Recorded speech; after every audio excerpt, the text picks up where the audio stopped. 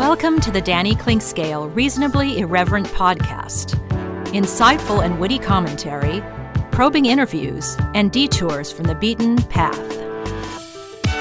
Every once in a while, we have to bring out the big dog. Yeah. Oh, God help us. It's time for Danny Unleashed. Sponsored by Easton Roofing, where integrity matters. Go to eastonroofing.com for more.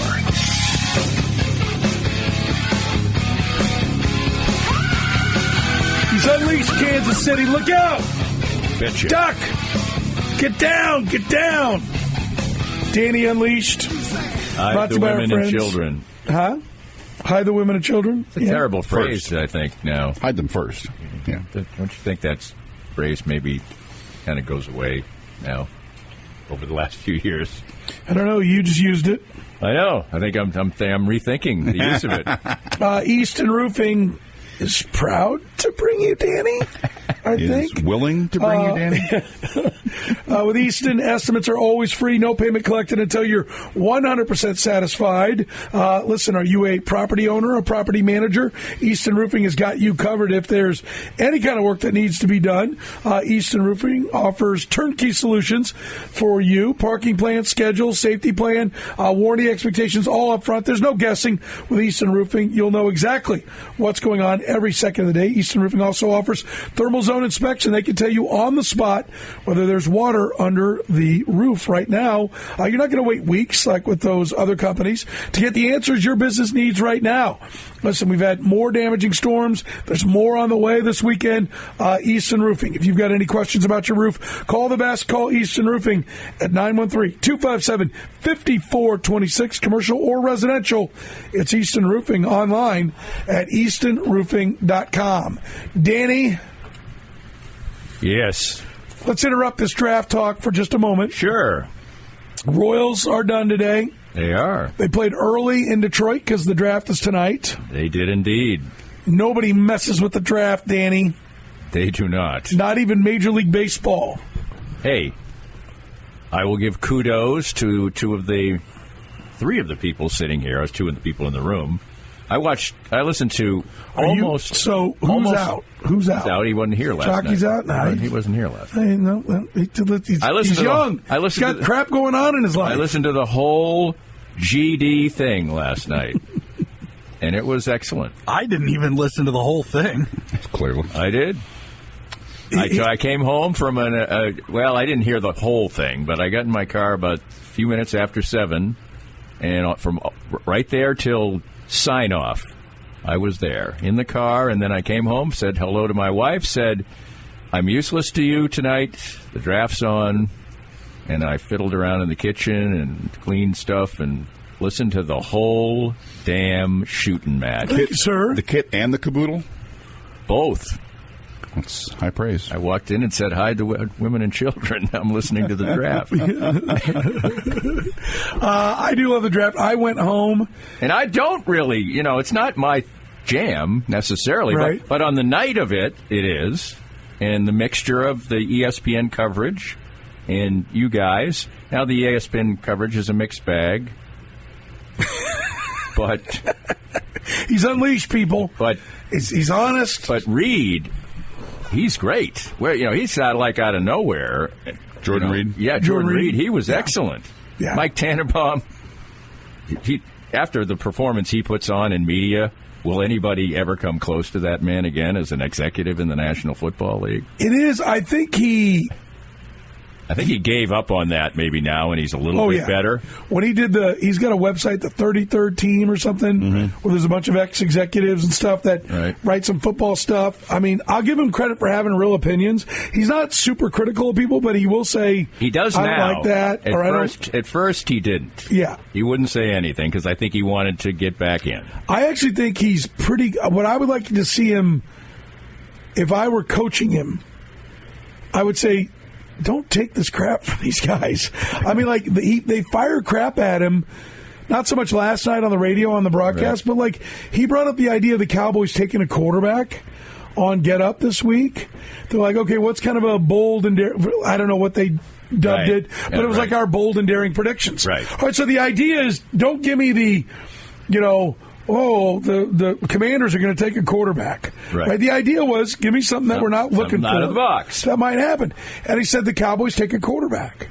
And he's like, look, it's the final year of Dak Prescott's deal, and they don't know that they want to pay him, and they're not really going that far paying him all this money, so look to reset the clock. And everybody's like, oh, what are you talking about? Oh, it's about, oh, my God. Like you mean, which is exactly what the Chiefs did with Alex Smith. Yep. It's exactly what the Falcons went ahead and did last night with Kirk Cousins. And he just kind of, I give him credit because I get tired of when people are not in the studio and you've got a 3/4 to 1.5 second delay and they start talking over each other and then they stop and they talk and they stop. He doesn't. So I don't want him to just talk over people, but I'm like, wait a minute, there is validity to what this man is saying.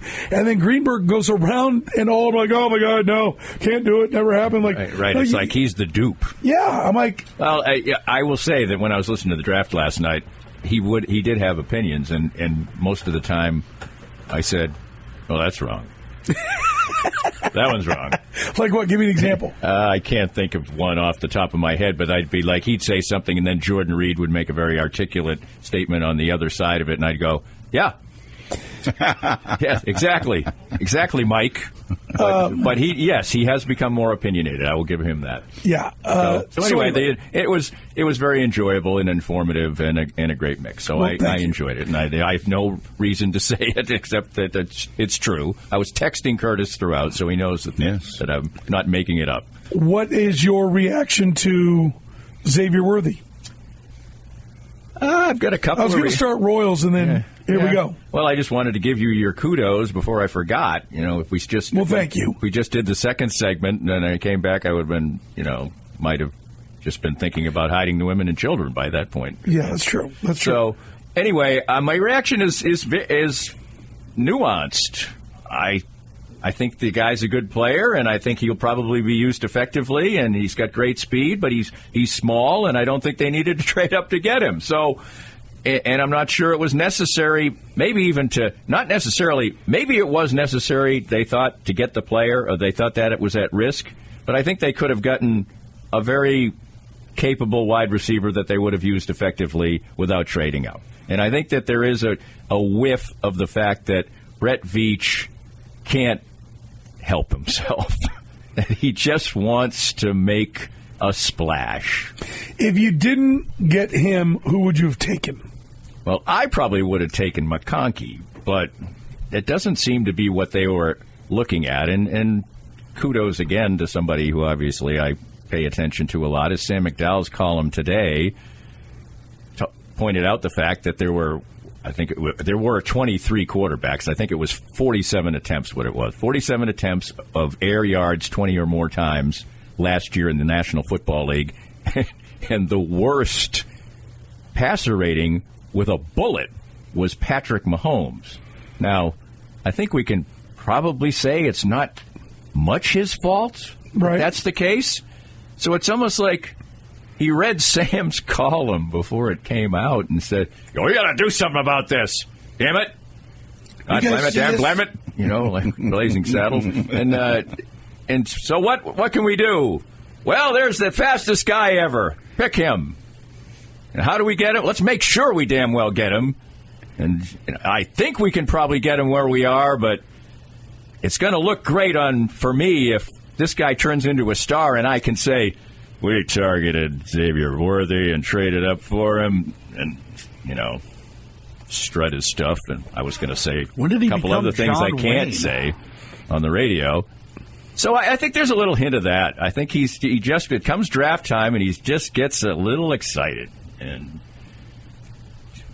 could I fall back? And, there were probably 4 or 5 receivers who I think they could have used effectively at that, in that little window that still are there. But trading back ain't any fun. You can have anybody who's still there, right? Because theoretically, Carolina would have come in front of 32 to get Leggett. Theoretically, yeah. So let's take all the guys that are gone off the board. Let's assume somebody else took Xavier Worthy. Who do you take? I probably would take McConkey. Okay. Because I like that.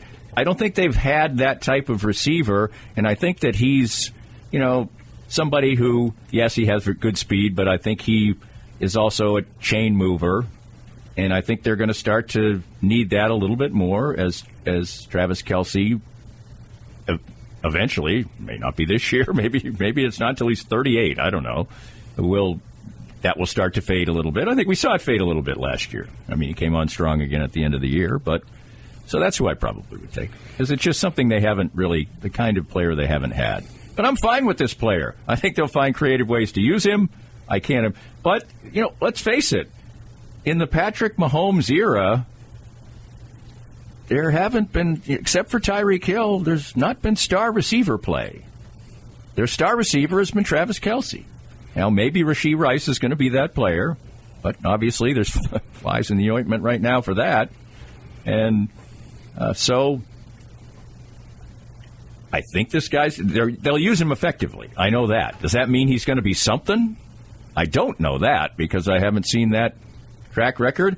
At that weight, he could be thrown around like a rag doll. He could get hurt a lot. But we've seen a very skinny receiver play great the last year in Philadelphia. So I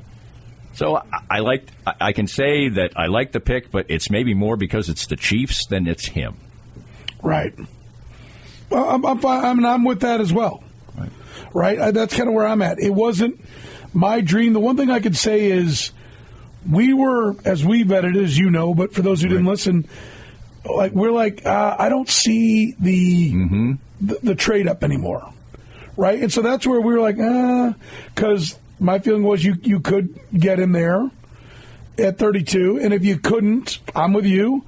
There were other receivers I would have taken and been happy to get. Adonai Mitchell being one of them. Right. I mean, there's 3 or 4 there that I think would have been just fine, and they're bigger, so they've got that. I mean, he's tiny. That's tiny. I'll also say, for football, I mean, he's a tiny man. I think Brett Veach is certainly a big part of the equation of the trade-ups. He said as much, trade up. I can't help myself. It was when I asked him as a Final Four, trade up or trade down, and he jokingly said trade up. I can't help myself. I think he's right. But I also think Andy Reid can't wait either. Because if Andy Reid's like, no, I'll make any of these guys work, then he's not doing it. It's just his nature, but Andy Reid sounded underwhelmed to me. Maybe he was just tired, and wanted to get out of there. I don't know. But, both of them were leaning heavily on the return aspect of his game, which to me in the current NFL is just balderdash. Well, that is the scariest part. It's like, are we really taking a Dave Tobe toy here? Right. But the production at wide receiver says no. It's not just that. Oh, no. But they said it a lot, both of them, repeatedly. It was almost like they were defensive about the pick. That was the sense I got when I was listening to them, that they're like, you traded up for that. They thought everybody was sitting out there thinking, you traded up for that? Now, they didn't trade out, it wasn't like they gave up a number 1 pick or something, but they moved to 9 for him, but they lost draft capital. They only have 1 pick today, right now. Well, there's a lot on Andy Reid on this pick because this kid is not going to go post up. Right. He's not going to win a jump ball. His arms aren't long. I mean, it's all about the speed. Mm-hmm. Right now, everybody does say, listen, he can run routes and he can catch the ball. Well, that's an improvement over Kadarius Toney, Sky Moore, and McCole Hardman. Right, and also the other part is, to me, jet sweep, fly sweep. But it's incumbent upon Andy Reid to his speed will get him there, but you've got to get him going. And by the way, your inexperienced wide receiver coach has got to teach him to beat jams. Right. Against guys that got 25 pounds on him. And the other part is if you're thinking about I think fans, Brett Veach maybe, I don't know, when you're observing it, you're thinking about, he's going to run the jet sweep stuff, and that would be great. Those are the plays that I think you get blown up the most as a wide receiver. Not catching the ball, usually. You can't Jack Tatum people anymore. So you don't get hit like that going over the middle and stuff like that. So when you get hit like that, is when you're running the football.